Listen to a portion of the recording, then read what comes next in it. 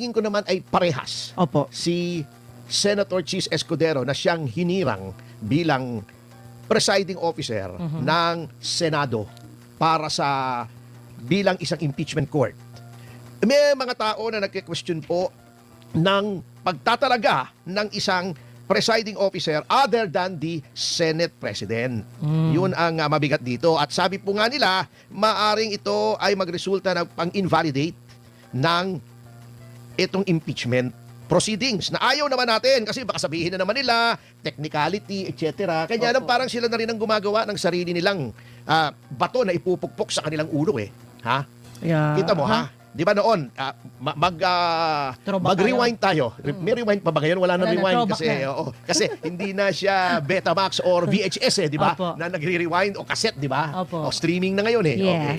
Throwback tayo. Throwback, Di ba yes. nung June 3, nagpalitan ng leadership ng Senado, di ba? Opo. Bago sinabi yung 12 daw ay quorum na. Okay. Then, pinalitan ng Senate President. Yes. Then, inamend nila yung rules ng impeachment. Sitting not as an impeachment court, but as the Senate. Oh. Sinabi nila, pwedeng maglagay ng presiding officer aside from the Senate President. Okay. Unang-una, kinwestiyon yan. Sabi, inamend nyo yung rules, sabi ni Senator Marcos, when you were just sitting as the Senate, as a legislature, hindi as an impeachment court. Okay. May puntos naman.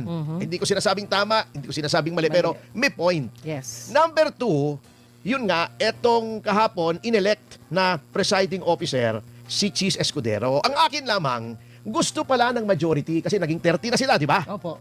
Naging 30 na sila, so wala namang question na majority na. Opo. You need 13 to elect a Senate President. Completed na sila. Kung completed na, okay.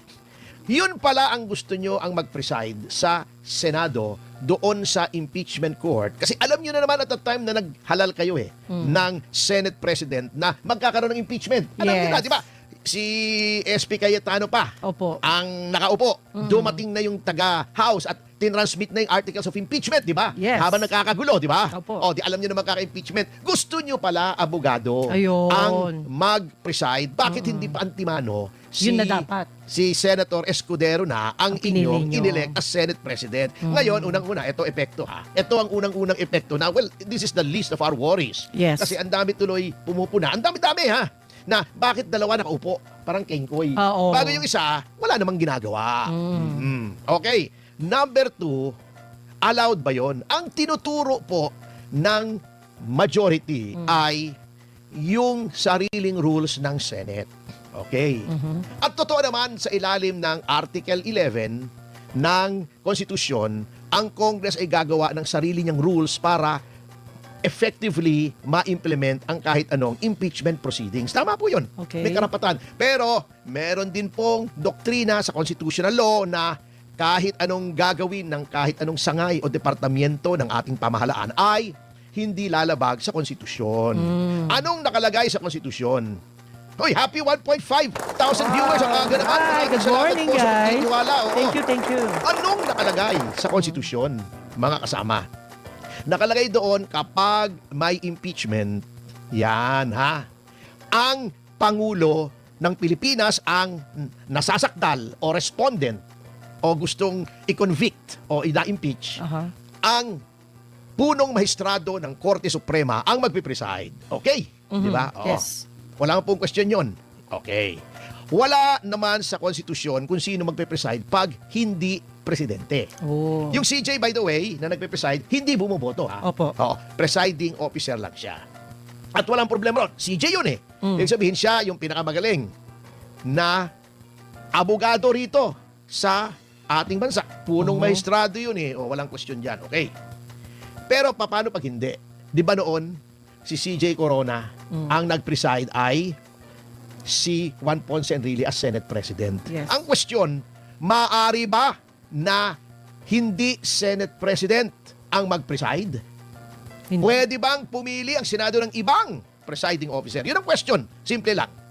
Anong sabi ng majority? Pwede daw kasi under Article 11, pwedeng mag-promulgate ng rules ang Congress for the effective implementation ng impeachment. Okay. Oh. Pero anong sabi ng konstitusyon? Sapagkat kahit anong rules ng Senate, hindi rin pwedeng kumontra sa konstitusyon. Oh. So silent. When the Constitution is silent, titignan natin ano bang intensyon ng framers o yung nagsulat ng konstitusyon. At yan po ay makikita sa journals. Kaya nga po may journals eh.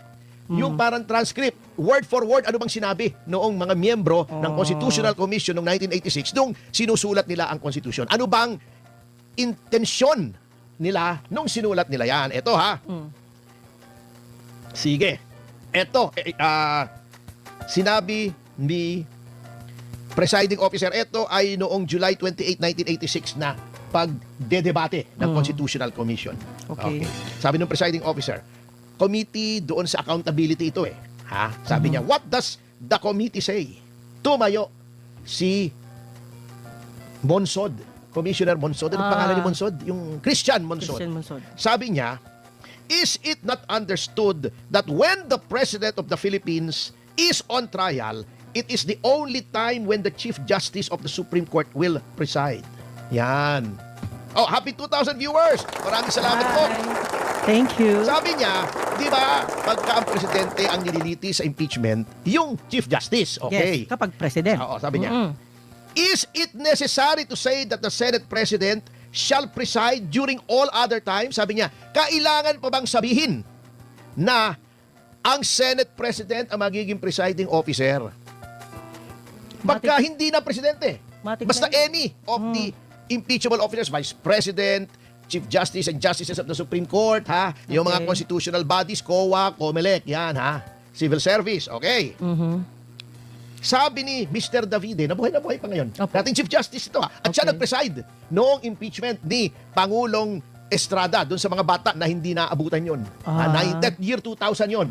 So kung below 25 ka, ay kahit 25 ka, syempre hindi mo naman alam yun. Alam naman 2 years old, nanonood ka ng impeachment, di ba? Oo. Hindi mo ba alam yan? Oo, di ba? Oo, sabi niya, Mr. Presiding Officer, I precisely presented that because we had a distinction when it comes to the Chief Justice of the Supreme Court. Okay, ito, maliwanag po But with that clarification, that in all other cases, it would be the President of the Senate who will preside. Okay, yun ang intensyon ng sumulat nitong mga talatang ito sa ating saligang batas.